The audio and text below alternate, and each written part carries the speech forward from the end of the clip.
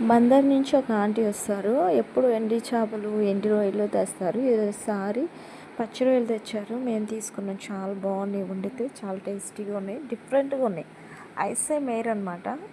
మార్కెట్లో అయితే compulsory ice వేస్తారు. ఇవి చాలా గట్టిగా, చాలా టేస్టీగా ఉన్నాయి. ఏంటో మరి డిఫరెంట్గా. నేను కూడా ఫస్ట్ టైం ఇట్లా ఫ్రెష్ రొయ్యలు తినటం అనేది.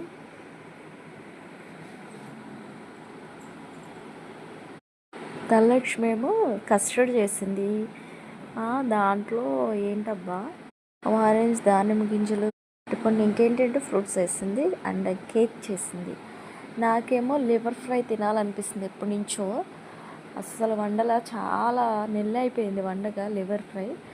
అయితే లివర్ ఫస్ట్ ఇలా బాగా వేడి నీళ్ళలో కడగాలన్నారు ఎవరో. అందుకని కొంచెం బాగా ఉప్పేసి ముందు ఫస్ట్ మంచినీళ్ళతో బాగా కడిగేసాను. మరలా ఉప్పేసి దాన్ని బాగా కొంచెం బాగా ఎక్కువ వేడెక్కేలాగా నీళ్ళు దాంట్లో వేసి కడిగేసి మరలా మంచినీళ్ళతో కడిగా, చల్లటి నీళ్ళతో.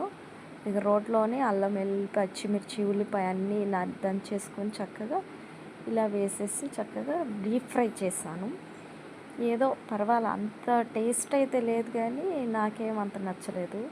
వండాను, తినాలనిపించింది కానీ అంత బాగా నచ్చలేదు నాకైతే.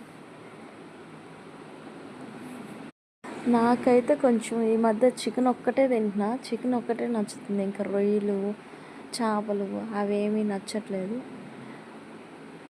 Okay, thank you.